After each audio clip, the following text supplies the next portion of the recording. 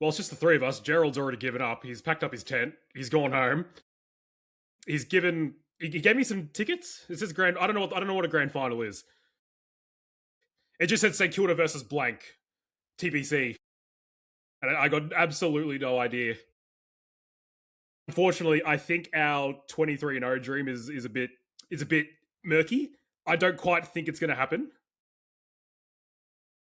But the further I get away from the game, the more calm and the more I don't really care about the result. I don't know about you, Sam, but how are Yeah. you feeling a few days out now? Yeah, look, I think that night, even to be honest, like a three-quarter time, I could just feel that the writing was on the wall. And then, yeah, just as we kept on missing opportunities, it became clearer and clearer how this game was going to end up. And then, sort of on the way home, was feeling a little bit rough. Woke up slowly the next morning, feeling a little bit sad. But then, as the day went on, had time to reflect. We had chances to all talk to each other and sort of, reflect on the game. You sort of realize that it is so much more than one game. And I think it would have been nice with the build up to have won it, but I think that we're building to so much more. And the season's very long. Like there's 23 more games. I think that the signs were there, and we could probably go into the analysis a bit more. But I mean, you probably play that game 10 times, and we probably win it 8, given the way we played around the ground. And I think that Collingwood just executed better than us at the end of the day. So can't be too upset. The last time we had a loss like this after such a hype preseason was in 2020 against North Melbourne, and then we turned it around straight after and made finals. So I'm trying to feel optimistic about it. How about you, Jarrod? That's actually a really good point. I hadn't thought about the 2020 comparison. That was rough. That was a rough day. It was a rough day watching that North game. But yeah, I was a little doom and gloom, as you guys would know. I think I sent some messages along the lines of the season's over. I'm giving up, that sort of vitriol post game. I was very sort of annoyed. And then sort of 24 hours post, you sort of realize that you look at everything that game had, and obviously we'll probably go into it a touch more afterwards, but you look at statistically that game, we should have won. All the signs are there. We just didn't have the polish at the end that a team like Collingwood with, one bloke under like 22 or whatever they had, that they just had the polish that we didn't. So it was more of a frustration that it was there. Like, I think if we had lost like we lost to Collingwood last year, I would have sort of been more, oh yeah, I'm disappointed, but whatever, we were never in it. But the fact that we were in it multiple times and had multiple chances, I think it just really annoyed me more than anything. Knowing that we'd done all the work and done all this, sort of had all this progress and just couldn't finish it. Yeah, it was just, disappointing to see in the end, but there was some good signs to sort of see, even though we didn't come out with the win. You know what the worst part of my night was? So here I am. I'm leaving the ground. I'm trying to walk to Jollymont, and I just feel this heavy breathing coming up behind me. I had my earphones in, but I didn't have anything playing because I wanted to kind of block everything out, but I still wanted to get to my destination. And I just see a shadow, a hand, and it grabs my cranium, my bald spot, right? Takes off my I had a white St Kilda hat on, to put this into perspective, and it gets yanked off my head. I turn around and I see this most bogan-looking, Colgate-sponsored Collingwood fan. I don't know if you know about this about Collingwood fans. Some of them could be quite unsociable, right? Sure. Right? That's He grabs my hat off my head, laughs, and throws it 3.5 meters away into the dirt. Right? And just laughing, him and his mate, I think he was with like 2 or 3 of his mates, just laughing. One of them probably had like a big the old Collingwood logo with the Australian flag on it as a tattoo.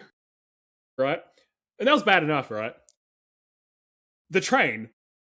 God, people give us shit for having no crowds, having no fans. But isn't it just great when you lose and you can just, because there's only 17,000 of us, we can just get on a train and go home? Go home. Yeah, right? No traffic. That's what I love about supporting a small club, right? But here, no, you're packed on the train like sardines. I'm smelling all the body odor on the train home, right? Awful. Everyone's sweating. There's babies crying. It's awful, right? Adults And crying. then the worst part is, because I live in the north, you get to now arriving at Collingwood. Oh, the eruption No. from all They- the they Collingwood didn't. fans. They didn't. That's so And they started chanting the song. Oh, Sorry, not the song, the calling, you know. no, they didn't. It was all, and I'm like, so at this point, people that clap when the plane lands. That's the kind of people awful. it gives me. I get to the train station, I get off. Again, this is the worst part of the night. I'm coming up to it. I get into my car. Guess what's playing on the radio? No. Guy Sebastian's playing on the radio. Angels Brought Me Here was playing, and I hate everything Guy Sebastian. Not a fan. His voice annoys the crap out of me. And at that point, I decided I'm going to consume 3,000 calories of McDonald's. It was awful. It was just the worst train home experience of my life. Yeah. Now let's talk about the game. Yeah, let's talk about the game. Let's forget about the public transport, please. Oh, it's shocking. My quick thoughts. When the game was there to be won, none of our players stood up. So if we Naz did it for like 8 weeks in a row, week after week after week. He got tagged out of the game. Fair play to Pyramid. Can't believe he didn't get any coaches' votes. He absolutely nullified one of the best players in the game. So Naz wasn't in it. Who else stood up? No one. Absolutely no one wanted to grab the game by the scruff of the neck and just pull us over the line. And that's what kind of... I'm not going to condemn them too hard, but because, it was the first game of the year. But I would have really loved someone like a Mateus Filippo, like someone who wants to stamp their claim, right? And just no one did. I think Owens tried. Owens was jumping at everything, and he was frantic, running through. Yeah. I think his effort you can't question. He was just like a bull. And there were other players that tried but just couldn't execute. But you're right. No one stood up and won us the game. That was the issue. There was no match-winning effort. Yeah. I don't actually think it was an effort. No, from what I saw, there was no one there that I thought you're just not. You don't care. To me, everyone cared. They just couldn't execute when it counted. That was there was obviously we'll go sort of quarter by quarter, but there was times late where blokes had the chance to pick it up, go and be that guy to bring it back to a kick to tie the game up, and just fumbled or shanked one out in the full. The opportunity was there, and the effort and the run and everything like that was there. They just didn't have the cream on top to get the job done. Yeah, and there were just players that were almost trying too hard, I think, as well. Like, you could see that we were almost overcommitting to stoppages in the middle of the ground where there was the ball was in dispute and we were sort of all trying to run through it. And then one of their players just happened to get their hands on it, and then they were out the back. And that happened multiple times in the third quarter. I forgot who their kid was. It was he was probably 25 years old, but for Collingwood, he was a kid. One of their guys kicked his first goal, I think, on the run. Roan Steele, I think it was. Yeah. He's one. If you look at the play beforehand, you could see our players trying to get the ball forward, and that we overcommit. They got out at the back. Yeah, and there was just too much of that. I think that around the ground we did all right, but we just, I think Wilson was probably, I've seen a little bit of commentary about his game, but I think that there was effort there and he was getting his hands on the ball. He was sprinting up and down like a madman. He's probably just, by the time he got the ball, he was fatigued. He was getting run down, and then, he wasn't executing. It was a big snowball with Wilson. Yeah. He made one mistake and then he would make a worse mistake, and he kept making worse and worse mistakes each time he got the ball in his hands. Yeah. I actually think I sort of skimmed the game again. I probably watched about an hour's worth of the game. I think that Wilson had a very good game. The polish wasn't there. His gut running, and he was running up and down that wing, and he was there constantly. He just, as you say, made an early error, and then I think got in his own head, and so then was just snowballing those poor kicks and just could never get it right. But I think he ended up with 20-something touches what if it was 21 touches, I think it might have been. Yeah. And look, he had like 8 or 9 turnovers. But to have 21, 22 touches as a winger, you've got to be doing something right. Like, the effort's there and the being in the right spot is there. He just didn't finish. Like, he could have had multiple goal assists and 1 or 2 goals himself. And we're saying, wow, this Wilson has carried on from the last game of last year. This kid's a star. Like, Sure. the difference in a couple of kicks hitting the target instead of what happened changes the entire narrative of his performance on Sunday. It really goes to show what having 10, 12 players who've played 150 plus games. Yeah, That's it. Because the amount of the difference is we have 4 new recruits. We have a bunch of kids. A lot of them, like you have your Wintagers and Machitos, who this year and probably into next year need to start developing into men, and we can't really call them youngsters or kids anymore. But compare that, you just compare the two teams on paper. Like, Collingwood, they've been playing together for like some of the team have only been but for 5 years since McRae's been in charge. Pretty much the whole, yeah. And it's been the same team. You had your Perrymans, you had your Houstons, but Pendlebury's been out there since Jurassic Park. All right, you've got Sidebottom. Not long after. Not long after. It's just almost frustrating to watch them hit all those over the head handballs that again, Mateus, I don't mean to rag, like he's my boy, but he tried it about 3 or 4 times. It just never came off. Pendlebury would do it with his eyes closed. And there's just always, always, they always had someone there. It was like they had 2 extra players on the field. Pendlebury, it was nuts. He just knows. Yeah. He's fucked. I can't wait for him to retire. Like, watch him be 40. You know that meme, the LeBron meme when he turned 30, and there's like a tweet, and it's like, oh, thank God, this fuckery isn't going to be around for much longer. That's me with Pendlebury. He just keeps going. And he only played 50% game time. He got 26 disposals. It's ridiculous. He was Yeah. He's just everywhere. He's just flicking it around. He's like, he could run around the ground. He's played there 280 times. He's played there probably more than our entire team combined. He's played there more than what Naz, Windy, and Owens have played total games of football combined. He's played at the MCG. So, what are you supposed to do? And he's got his mate Sidebottom, who's played, 3 games less with him. It's ridiculous. It's ridiculous. Yeah. The thing that I found most frustrating in terms of, and you sort of harped on it earlier with us trying to sort of run through the stoppage and all or nothing, is we would hammer and hammer and hammer, and we would have these forward 50 or forward flank stoppages, and then they would just get this scraggly kick away 15, 20 meters, and I could not count how many times that scraggly kick ended up in the lap of Schultz or DeGoey or Elliott. It was like they had 3 or 4 extra blokes situated for that exact kick. We would put all this pressure, and then, a Dacos, a Quainer, a Houston would just get a boot to ball, and it would just find it, and all the pressure that we had gets released. And then they can go into their sort of kick mark game that they were playing. So, I just felt we couldn't break that down enough times to kick a winning score. That Dacos boy, good player, isn't he? Which one? Imagine if one of our former players had magic balls. I'll take one. I don't even need kick, brothers. That kick from Dacos when he had five of us around him, and he kicked it across outside the ground, of the boot. outside of the boot. Oh, and he perfect. How? I reckon you could give me 100 goes out there, and I couldn't hit it. I wouldn't even know to hit it. There's no chance.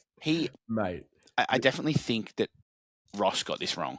Yeah. I think so. Ross got out-coached. Absolutely. To let him, and now in terms of the NAS side of things, whether he was a little underdone, whether that was a decision pre-game with the tag, I don't know. I heard sort of murmurings that he might have had a bit of ice on after the game, so who knows.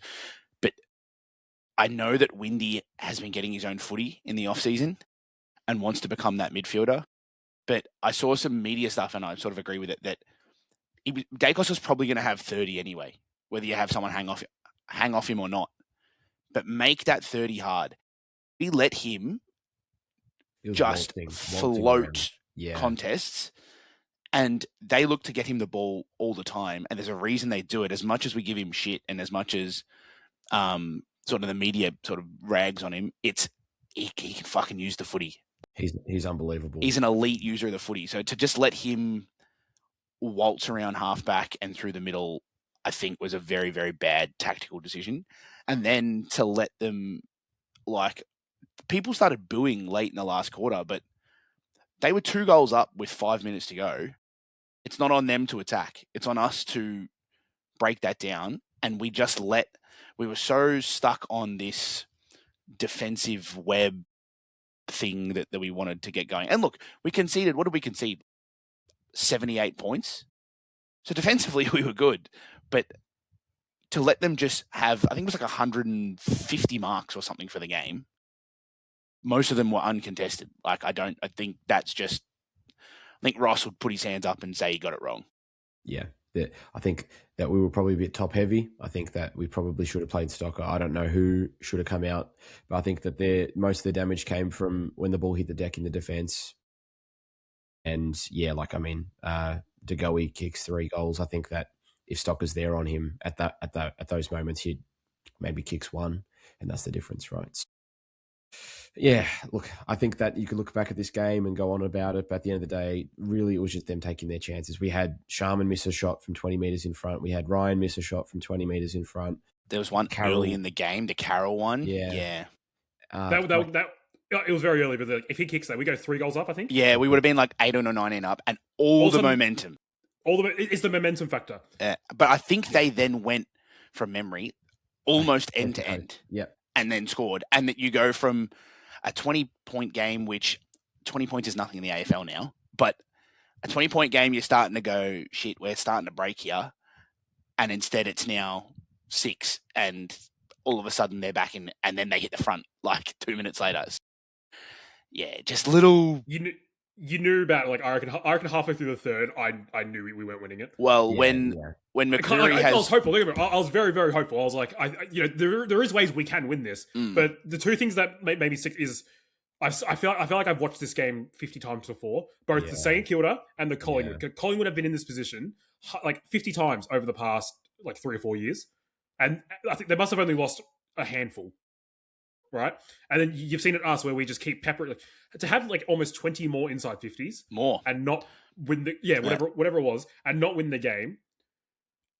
There's two sides of the coin to this. It's positive because 8 times out of 10 you probably win that game, right? Yeah, but there's also a giant Max King sized hole.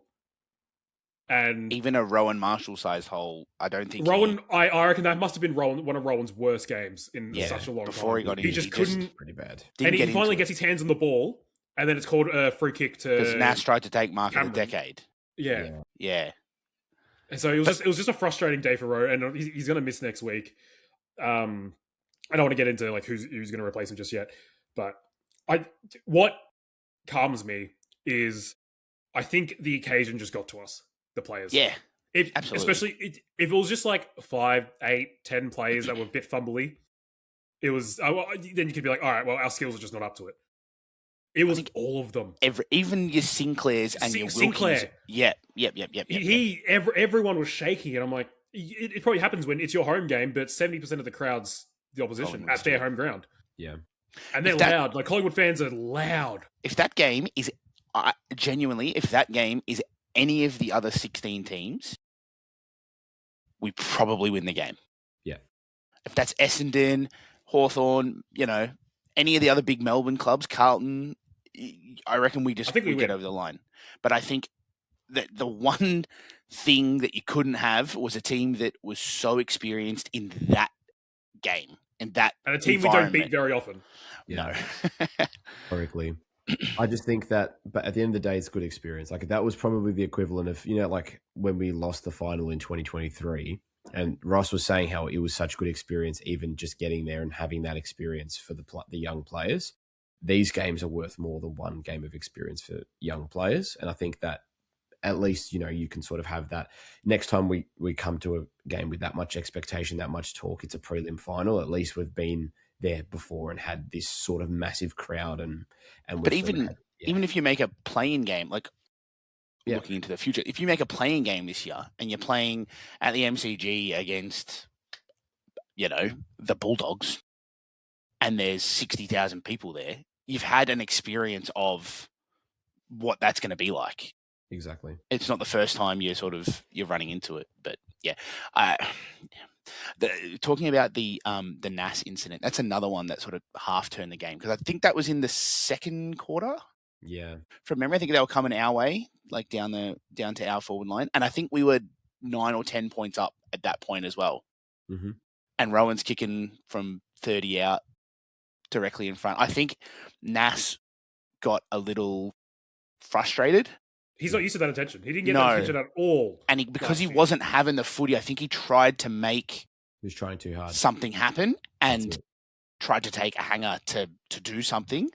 And yeah, that another 12-point swing that occurs, that just silly mistakes that they just weren't making. There was no one from Collingwood that was trying to take mark of the decade.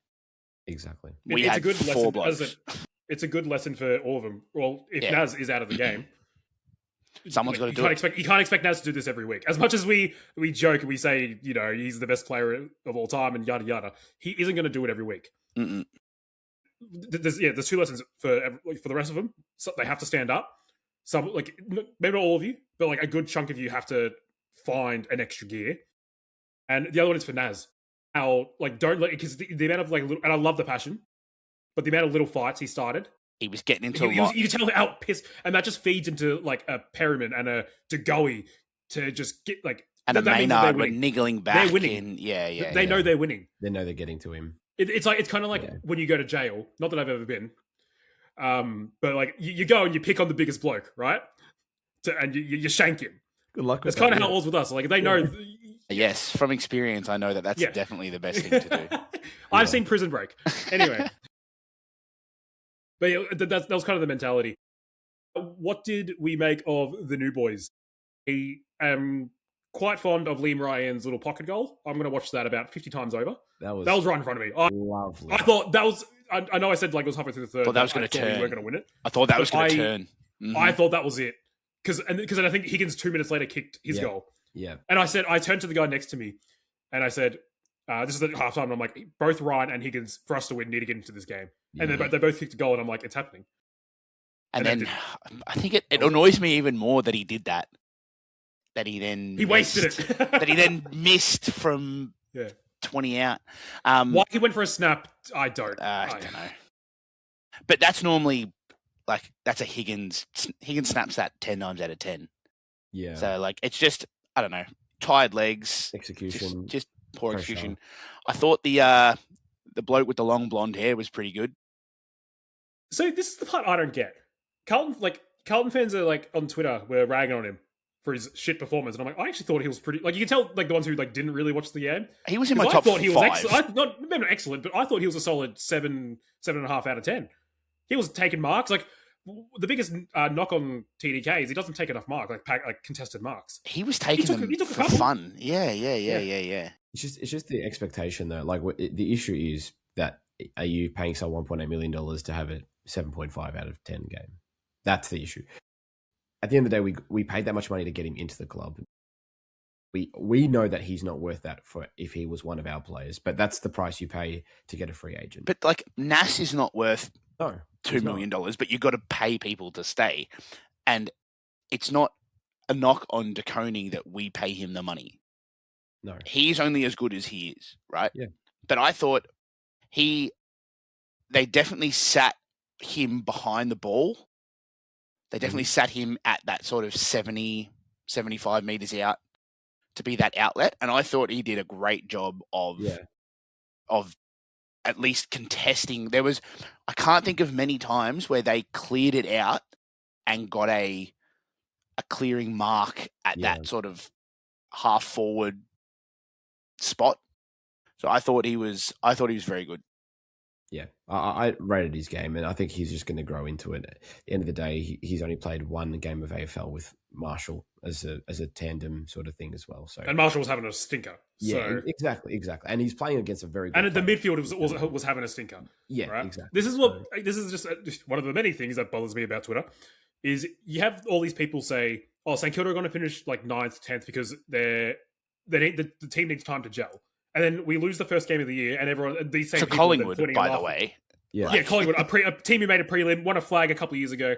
Anyway, these same people that are saying it's going to take time for us to gel are then pointing and laughing when we're missing targets and our midfield wasn't quite in sync. Yeah, and we our won't go forward line 23 was and 0. dropping So easy now marks. yeah. Yeah, it just does my head in.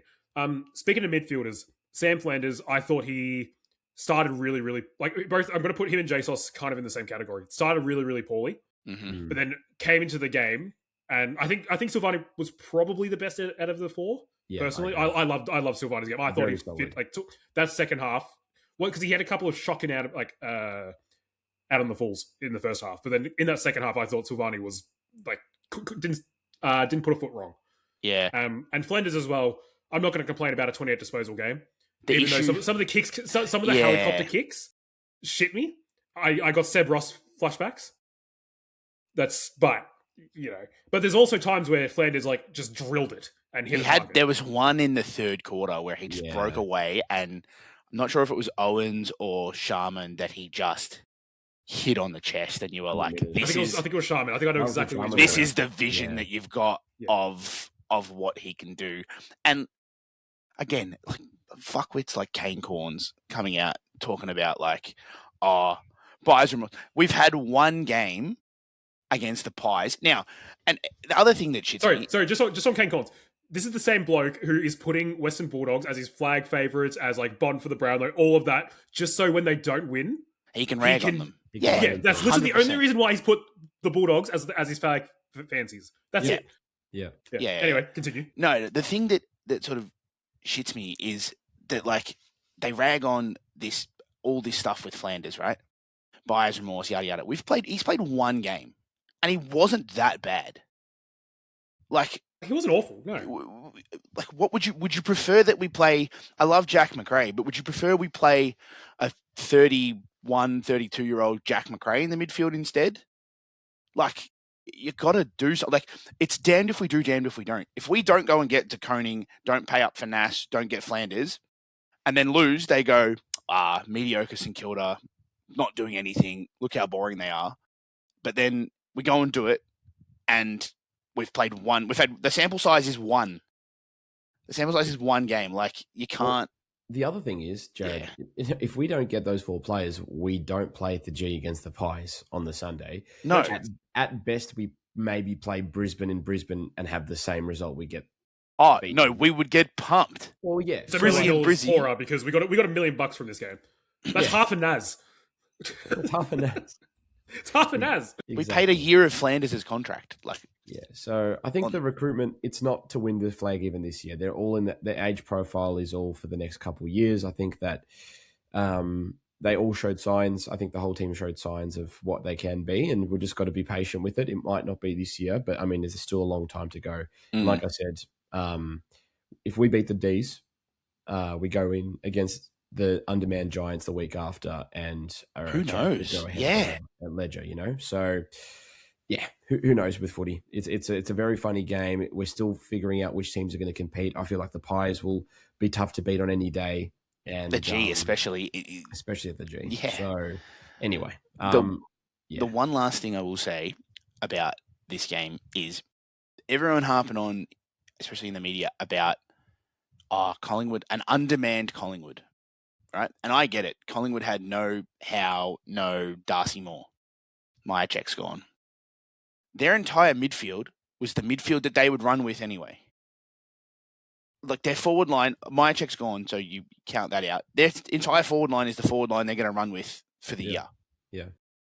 So it's not like our midfield, we got beaten by these second stringers and all this sort of stuff. Their core centre bounce work was Dacos, Pendlebury, Degoe, Dacos, Cameron. That's what it was. And our biggest deficiency, and it has we have many, but our biggest deficiency now is the big Max King size hole that we have down forward. So the fact that they had no Howe or Cameron, Howe or Moore, is not. It's negating that issue. So it's not really an undermanned Collingwood as it's made out to be. That's a pretty much full strength bar, maybe 2 players that they played this week. Off Bobby Hill, you can, right? Bobby Hill, 3 players they didn't play with. And we probably had, 1 or 2 that we weren't playing. So I think it was a lot more even in terms of the teams that we put out. So to lose by a kick or 2 kicks or whatever it was in the end to a team like that with the team that they played, I still think is a good effort and hopefully rolls into something this week. It's what I'm telling anyone who wants to talk about the game is don't judge us from round 0. Judge us from round 10, round 15. It's round 0 is not even a real round of footy. Yeah, it shouldn't count. Like Captain Hindsight, I probably don't start last week saying we're going to win the flag. Captain Hindsight probably says it's going to take a few games for things. Like I wouldn't even be surprised if like this week the fumbles are still there against against Melbourne. Mm-hmm. But then come round 15, okay, well I know TDK is like going to be on my left, or I know Nazai is going to sprint to the right. Little things like that. It's just going to take it's a brand new midfield. Like 2 years ago, our midfield was Brad Crouch, Zach Jones, and Jack Steele. Now we have Nazai, who's a halfback. I don't think he ever played mid. Mateus is a forward. Mateus was like a half forward who's been in the rehab group for the past 2 years, and Sam Flanders has actually come from a decent midfield, right? But he played half forward last year. Exactly. Exactly. It's just going to take a bit of time. I just quickly thought of this as well. I kind of like a lot of teams are doing it, the pseudo sub, and we're kind of doing that with McRae. Yeah. Still plays the 60%, 50%. Yeah, because I don't think he has the tank. At his age, he's probably never going to be able to build the tank to go with a Ross team. Mm-mm. So I think it was just a really, as I said, everyone had the fumbles. It'd be really great to get him on for that 50, 60% game time with these little dinky kicks just to kind of break the game open. It didn't happen. And I think we're just going to kind of bin this. And then I reckon in 6 weeks, if we're breaking even or we have a positive win-loss record, we're not even going to be thinking about round 0. Exactly. It would be a missed opportunity, and that's it. It would have been, it'd be nice to have had the extra 4 points banked, but at the end of the day, the experience was worth it. We've shown good signs, and we've gotten more cohesion into our new recruits, and that's basically it. That's all we can do as a team. As fans, we've got to look at it the same way as the players, and that's just that we move on to next week. So, yeah. Cool. Power rankings time. I need a little jingle for this. I feel like it needs a little news segment. I need Sandra Sully or Jade Bunn to come up. Anyway, so last week's power rankings, it was Nazire at 1, Windy at 2, Flanders at 3, Machida at 4, Max Hall at 5. Jarrod, you weren't involved last week, so I would like you to kind of what's your thoughts? I think in terms of first of all, of the 5, do you reckon did we get it spot on, or do you think we're a bunch of dickheads? I think my 5 that I had was very, very similar. I think different. I'm not sure if I had Machito or he might have been 5, but it was a very similar sort of ordering that we had. In terms of sort of changes, I think Nas probably drops. Again, you're talking body of work for the last your 2 bracket games and the game we had. Bearing in mind that Nas was tagged into the change rooms and into the shower and into his car, right? I still probably have Nas, probably 3rd. I'd have him 2. 2, maybe. I've got Windy 1. Especially because it wasn't his fault why he had such a shit game. It's still about the output that you provide. Yeah. What I would say is I think Hall drops out. I think Sinclair comes in because Sinclair's only played the 2 games and has been exceptional. He had 40 in one and 35 in the other. He was very, very good on the weekend. So I probably have Windy 1, probably Nas 2.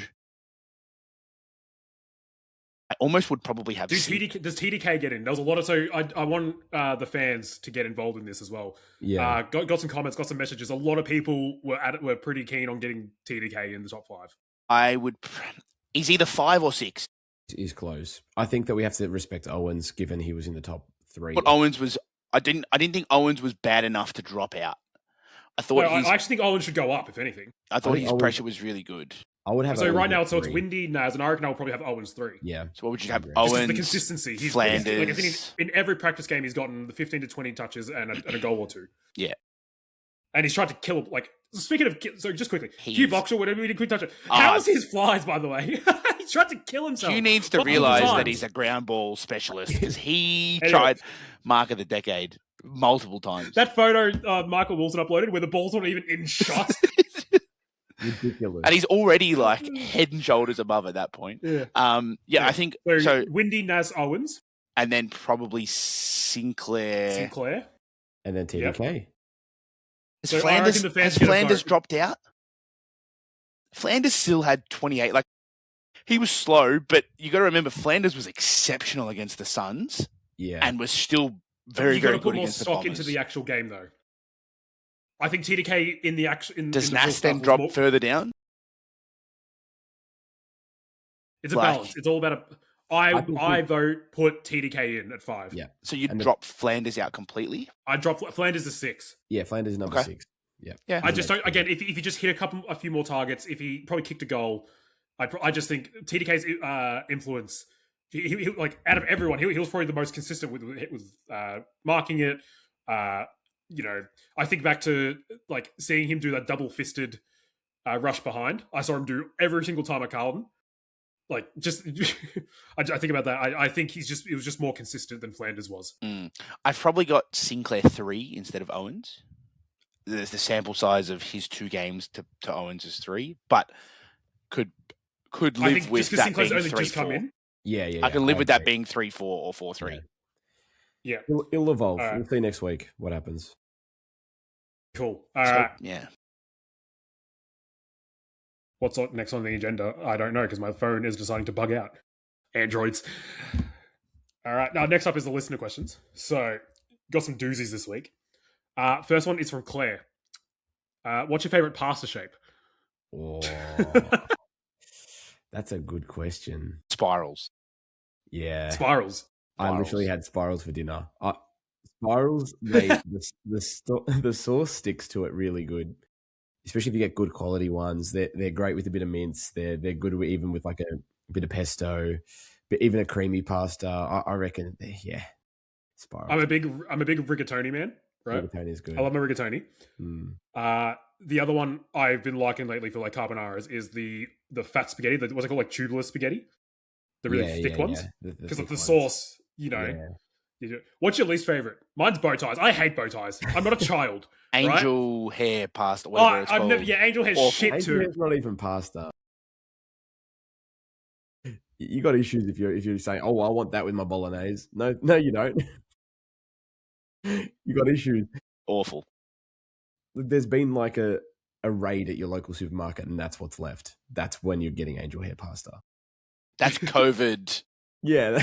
COVID, the only thing left on the shelf, pasta. Yeah, it's either that or hand sanitizer.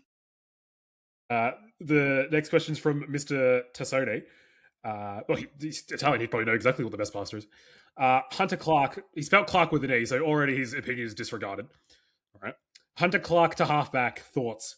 Yeah, but he's injured, so as body can't get right. List. Yeah. Ideally, yeah, but I think Jack Carroll did enough to keep his spot. So I don't think he was. We spoke about it in the last 2 podcasts. Yeah, but I don't actually think his disposal was awful. Like the Gold Coast game, he was playing with oil on his hands.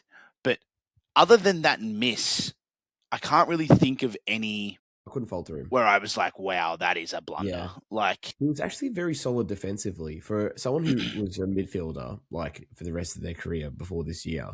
He actually was really good, like spoiling and like contesting his direct opponent. So I actually didn't mind Carroll's game. So, but yeah, Hunter Clark, I mean, if fit, I'd have him in there in a heartbeat because you watch back that Melbourne game, the comeback, and you watch half of the goals and they start with him off halfback. So he just can't get his body right. He's always been his biggest knock is not being able to get it right. Next one is from our mate Kat. Can you guess what the question is? I'll give you one guess. Does it involve the number 20? Yeah, Dougal Howard. It does. It does. Sure. Oh, how'd you know? She says, it's obvious we missed Howard on the weekend. Who comes out for him? Well, he didn't play VFL, so I don't think he's coming in at all anytime soon. I didn't think Hammer had a great, like, in He wasn't great. that position. I think he had a poor game for someone who I thought had been okay in the preseason. I thought he gave away quite a few. Well, he was on Membry, and Membry had 0 goals 4. But that's 4 shots at target. Like, That's 4 what, shots at I mean. goal. Yeah. That's what I mean. Yeah. If that's 4 goals 0. Yeah. Now, a lot of them were 50 out, bearing in mind. But, yeah, I just felt that he sort of was not alone, clearly. But, yeah, I thought he didn't have a fantastic game. Yeah. I agree. No, I don't think Dougal's coming in anytime soon. Not anytime soon. No. Not anytime soon. Next one is from Riley. Why does our team have to be like this? Sam, you answer that one. Oh, why me? I don't know. I've been asking this question my whole life. I was going to say, just look at the last 160 years or whatever it is, and you'll answer your question. I don't know. Whatever Barry Breen did, which country was it? Mozambique. Yeah, Mozambique. Whatever he did there is the reason why. It's just... He must have sold the club soul. Like, seriously, with this $1 million, we're going to send Barry on a plane to Mozambique. Yeah. We're going to cover him in mud. We're going to get a witch doctor. Fix the right? juju. Mm-hmm. Yeah, fix the juju, and everything will be right, and football will start making us happy again. Next up is Desire Wanganing GOAT. Was Alex Taru disappointing? The whole team was, but he in particular was very quiet. I don't remember anything he did. He didn't. Yeah. I just don't think there was a spot for him. Like, what do you have? 6 touches? Like, who did he play on? I couldn't even tell you who he played. I think he played on Schultz, maybe. Yeah, I think that had a good game. Yeah, but the Schultz was a gun. Schultz is too quick for Stocker. It was a really awkward matchup that they had for us. I think that if you were to change anyone from our defense, it'd probably be Toru out for Stocker to stop the smaller threats a little bit more with a more solid. He's a bit more dependable, I guess. But Toru didn't make any blunders. He probably, because he only had 6 touches, he didn't really notice. He was the lowest scoring, like, AFL fantasy player on the ground. Yeah. So he just didn't do much. So it's, yeah. And he had like 70% time on ground. I think it was a poor game, but I don't think he actually did much wrong.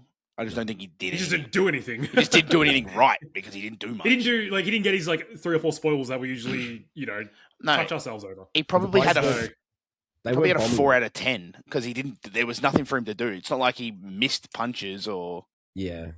They were lowering. Probably, Collingwood would have known that he's an elite spoiler of the ball, so don't bomb it. They played around him, and that was an issue.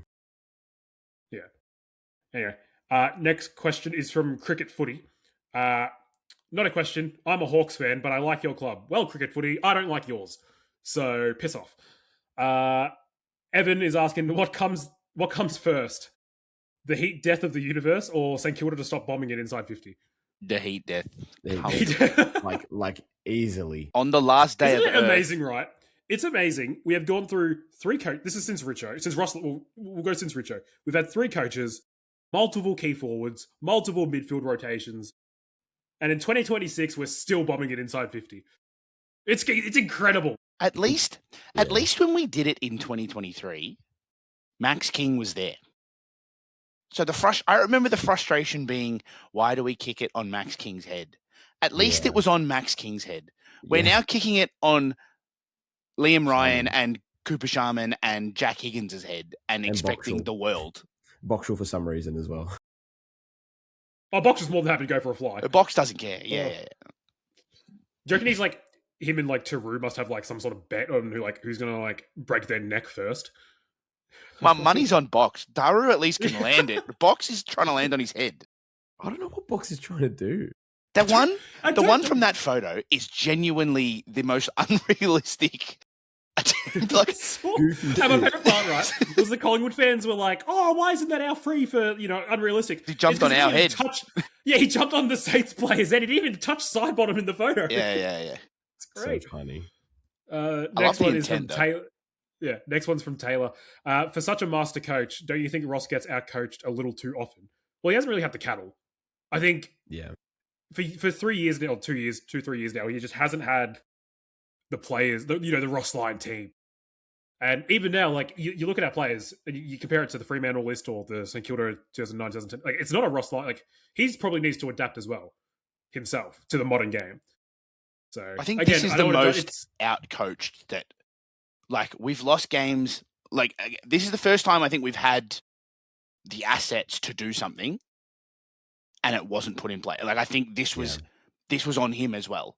Whereas the ones last year when you lose games, like, again, we still don't have a bloody key forward to kick it to. But, like, we've had times last year where he was out-coached, but, again, your midfield was Zach Jones, Steele and Seb Ross and stuff like that, So I think this is the one that I put the blemish on against his name, but I sort of I'm not as harsh on the ones in the last sort of 2 or 3 years. Yeah, and we still only lost by 2 goals, mind you. We didn't have 12. We didn't have 12 kicked on us in one quarter. Yeah. I know expected score doesn't mean anything, but we should have won that game by 16 points, apparently. This next one's from Michael. Only the 19 possessions for Nazaya. Is it time to delist him? Yes. Well, that's a very hefty chunk of the salary cap that's won't be out there.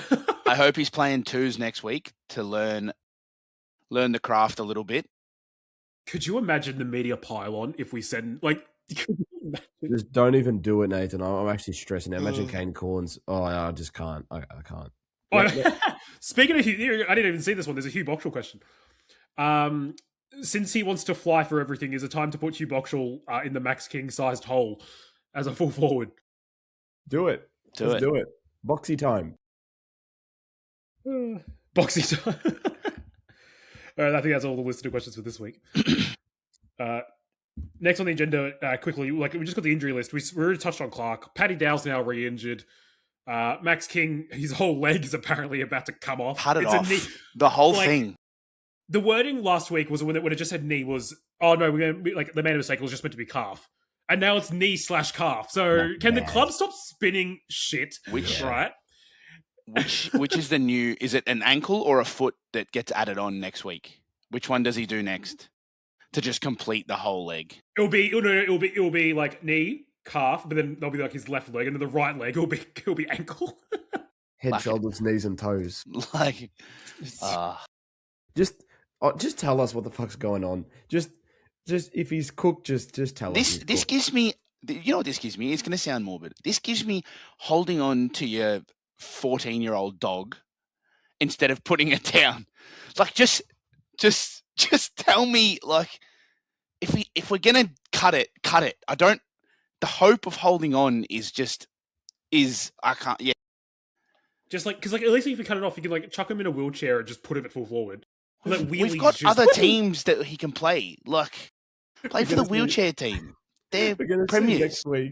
Next week we're going to see Max King, and they're just going to say, "Gone to a farm." Glue factory. no, but in all seriousness, we all just desperately want him. Because he is the one more than any. His first game back, I don't care if your sister or your brother's getting married. You're going to the footy. I'll be crying. I just want. In 2023, I was specifically going to the footy to watch him. I just noticed, on the tweet, it says, meanwhile, Liam Henry, Liam O'Connell, and Max King they have all continued to make positive progression in their respective rehab. But then the only thing they've added is they've added the calf. Further injury. Yeah. It's how is that positive? You're right. All I want is to see Max. It's the whole game on Sunday. I was just watching the forward line struggle without a key forward. He would have just taken, I know he's underdone. I know he can miss stuff, but the presence of that alone would have changed the entire complex of the game. Yeah, we're a 5-goal better team with him, 100%. Because it's just little things because we like to bomb it.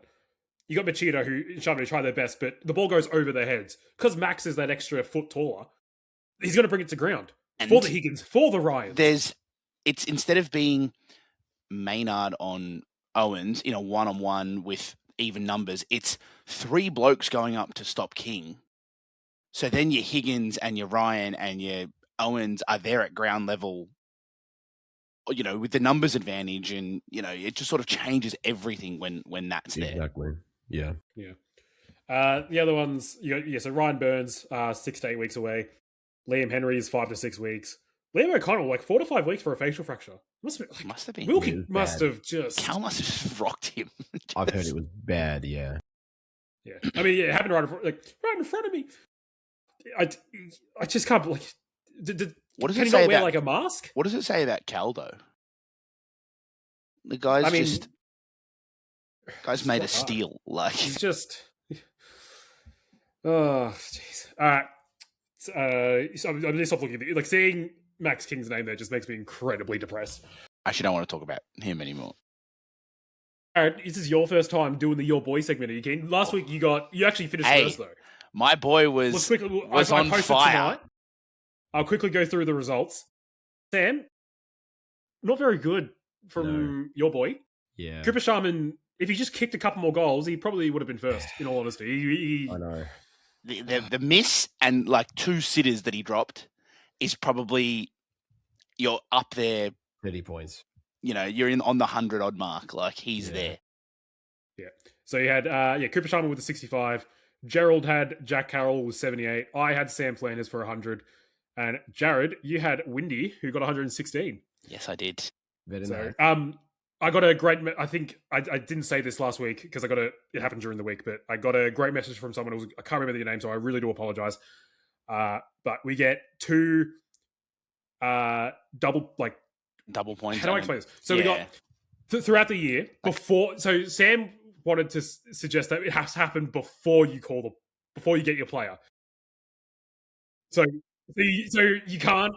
You can't wait until you get NAS and double on. You just got to go, we're playing North Melbourne this week. And you get killer. I'm doubling up on whatever points I get. All right, I like it. All right, so you have to call it before your player is drawn, right? But anyway, you get 3, we'll call them bonus wild points cards or something. Wild card points. You get, there's triple points and there's also 2 double points. So makes it interesting. You can save it till the end of the year. You can use it whenever you want. You can use it this week. But I thought that was a great suggestion, so we're adding that in. Mm-hmm. But anyway, without further ado, I just want to say this is fun because all game I was judging Flanders. I was wrapped with Windy just pigging it, and I think I want to use double points. I want to use one. I want to use one this week. Also, and another quick change because we're recording this on a Tuesday. We don't have the team list, so we're going to do by jumper numbers. And if you get unfortunately, boys, I don't think Patrick said is going to debut this week. If you get 33, we'll give you some leeway. You can go up or down. So you can get Mason Wood or Hugo Garcia. So we're going to do it like that. But I've got 1 to 46 because can you guys see that? By the way, yep. Yeah. Yes. Now I can. Yes. Okay. So I've got 1 to 46. I don't think Kobe McDonald is going to play yet. I think he's a bit preoccupied with his studies and dominating the Gaelic League. Being Gary Ablett of... Just quickly, they're acting like this kid is Ronaldo combined into one. The way they're acting and the fact they're so shitty at the AFL for just allowing us to get him, it brings a... If this kid isn't the second coming... It's got to be 47 because Cameron 80. Oh, yeah, true. Forgot about him. The goat. All right. So, Jarrod, you're double using points. Do you want to lock I'm locking in one of my double points. All right. Here we go. Are you nervous? Yes. Who do you want? I hope he gets 47. I want... Hey, Jarrod, just look away from the screen really quickly. Obviously, I think Nas would be great, but I'll take any of the midfielders would be nice. Or a Wilkie or a Sinclair. Double points. All right, are you ready? Yep. Here we go. Hey, it's Carroll. Carroll again. Hey, you know what? It could be worse. So 2 weeks in a row. All right. Jarrod isn't here. Gerald, do you want to use your triple points? Yes? Oh, okay. No worries. Nas. All right, Watch. let's go, Jarrod. Who does he get? He gets Paddy Dow doesn't exist. So he could then go Stocker if he plays. Or who's 16? Butler. Butler won't play, so I think it's Stocker. So We'll give him Stocker. Stocker if he does play. Yeah. So what do we do if Stocker doesn't play? I think Stocker comes in because someone's got to go and pick it. Yeah, true. All right, so that's I think unfortunate. Stocker will come in. Yeah. So we won't even tell him that he got 15 and he gets a choice. He just gets Stocker. Yeah. I'll go next. Who do I get? You got Barrett, so you get either Taru. Taru's the closest. Yeah, it's Taru. Taru. Taru. So it's Taru. All right, I'll take Taru. He's gonna, that's fine. That's great. Sam, do you want to use a double or use triple? Or do you want to just not this week? Not this week. Not this week. All right, so you can stay dead last. Oh no! Oh, stupid idiot! Classic me. Just, you know how close I was to saying triple. It was my idea as well to change it to before. It's classic me. Like, I'm so cursed. I'm the problem. I'm the reason why. I'm the problem. I'm sorry. So Jarrod, you got Carroll. Carroll times 2 points. I got Taru. Sam got Nas. And Jarrod got Stocker. Is there a part of me that hopes we win the game and Nas has another 19 disposals now? Maybe. That's just, honestly, poor Sam. Because, I think they came out and said they're not going to tag Nas this game. They're going to let their system talk as well. And pencil in Nas for 45 and 3. Oh, look, it's hard to be disappointed. Honestly, because only getting single points version of Nas having 45 and 3. Yeah, I know. I mean, yeah, but you just know that the D's are not. Sorry, I just said who we got in the chat, and Jarrod just goes, "Fuck's sake." So if Stocker doesn't play, does it? Burns, King's not going to play. Clark's not going to play. So if Stocker doesn't play, I had a look. The closest is Carroll, which he can't have. So I reckon Owens. So it's Marshall. It's Owens. It's TDK. Because what did he get? He got 15. Owens is because Marshall won't play, so it's either Stocker or Owens. Yeah. All right. Well, Sam, it's going to be okay. Nas could. I don't think you'll be last. I don't think. No, I think he'll do better than Toru, but you never know. Is there a world where I'm last? No, I think Stocker and Taru probably won't do enough for me to be last. But the other thing to mention as well, if there's a late out, yes, you just get so if whoever Nas goes out and Toby Travalia comes in, Sam gets Travalia. It doesn't matter who it is. Triple points. And the triple applies as well. Oh, absolutely, yeah. All right.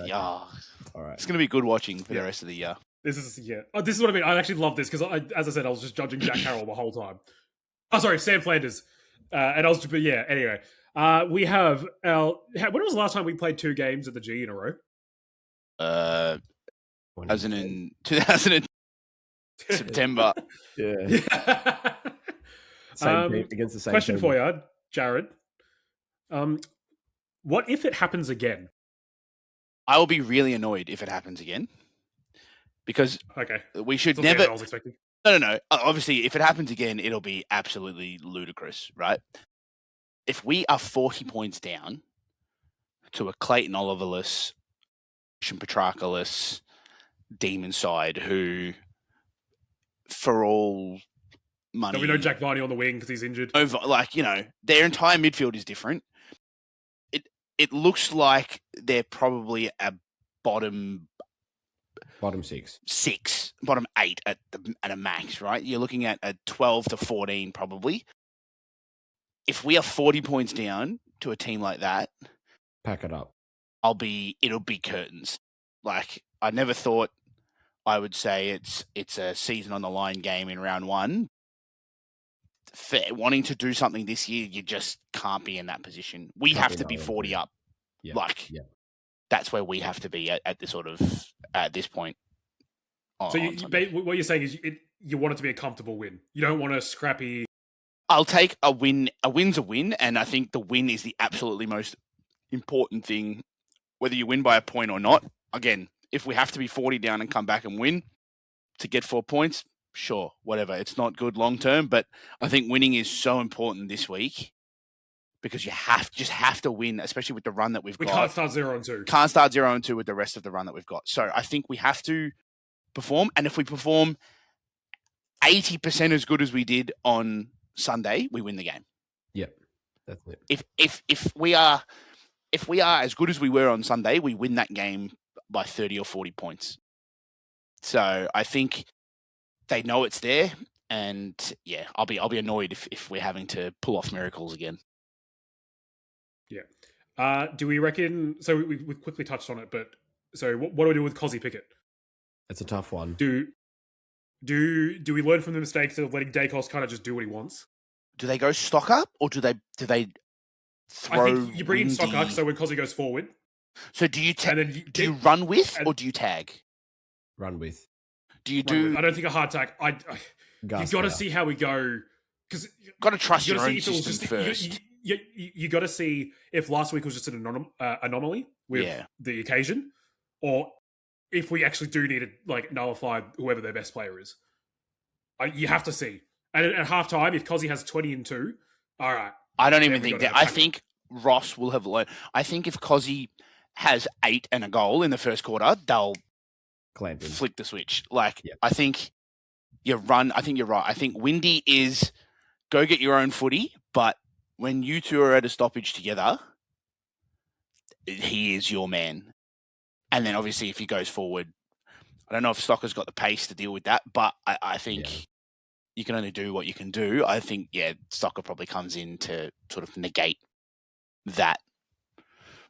And I think the matchup, their offensive matchup for our defense is actually a better fit for us this week. So what do they have? Myercheck, Van Rooyen, and Fritsch. So you'll have Caminiti and Silvani on the two big boys, and then probably Wilkie on Fritsch. So it's a more appropriate matchup, I think, than what we sort of experienced this week.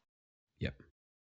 I think so. I think that we got them covered for most of the ground. I'm a bit worried about the two Pickets. I think that Latrell looks rapid and he could potentially cause us some damage in his first game. I can imagine the headline if they do get over Pickett and Pickett show. The Pickett show, and I can imagine the two of them kicking 6 and assisting each other and just running amok.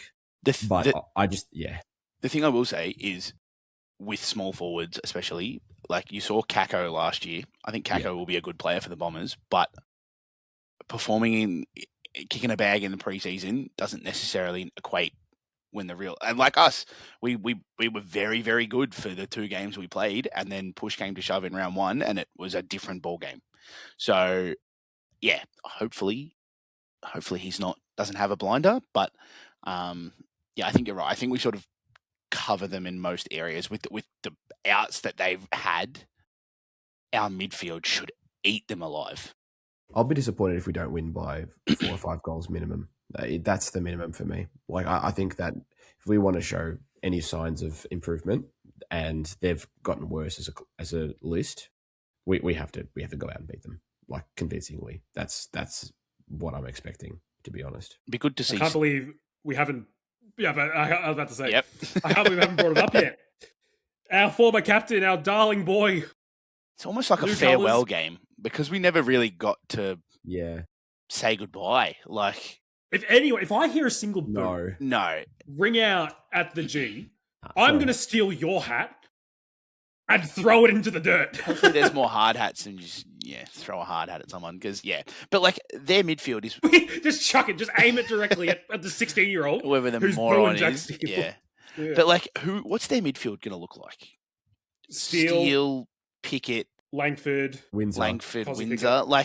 I am more confident in a Nazaya, Flanders, Windhager, McRae. You don't let Pickett get it because Langford isn't a game changer yet, and we know it's Steele. Unfortunately, he just isn't in it. There's a reason why we got rid of him. He's not in it anymore. But who does Steele go to? My question is, does he take Philippou? Does he take Flanders? Probably takes Flanders. And He can't run with Flanders. But he can't run with Philippou or with Nas. He can't run. That's why we got rid of him. Like, I love the dude, but I just don't know which of those three he plays on. Like, they're not silly enough to put him on Nas. They might put Pickett on Nas and go head to head. Langdon. Or they'll bring Langdon in. Like, Yeah. I don't want to get carried away, but I'll be very, very disappointed if that midfield isn't the same as what we did to Collingwood's midfield in terms of dominated center clearances, dominated inside 50s. Like, if we're not doing that again, it would be a failure. I would think. Yeah. I don't think Max Heath will be playing. I think he's injured. Bit sad to see the Moose. That future fourth in the 2027 draft in 2 years. It's really... It's going to be a star, that boy. Look, I don't have any... I just don't want us to embarrass... Because, again, we cannot start 0-0. It would be an embarrassment. No, it would genuinely be an embarrassment if we were to lose Brisbane again. next week. It's the worst nightmare if it happens. Is it Brisbane or the Giants next week? The Giants. Oh, sorry, it's Giants. It is Giants bye and then Brisbane, I think. Or Giants, Brisbane bye. Yeah. Giants, Brisbane bye. Yeah. Anyway, I think we might leave it there. Cheers for all your questions. Let us know what you think of the new segments, your boy and the power rankings. We need the punishment as well. We need ideas for the punishment ideas. Yeah. So send us in your punishments. The idea that we are kind of floating is you got to spend 24 hours in like a McDonald's or a restaurant, a bar, and for each cheeseburger or each drink you consume, an hour comes off. But maybe something that like isn't going to take a whole day.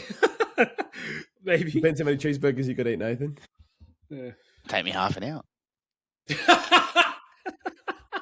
And on that note, I think we're going to leave it there. Thanks for listening. Hope to see you at the G. Can the Saints. Can the Saints. Go Saints.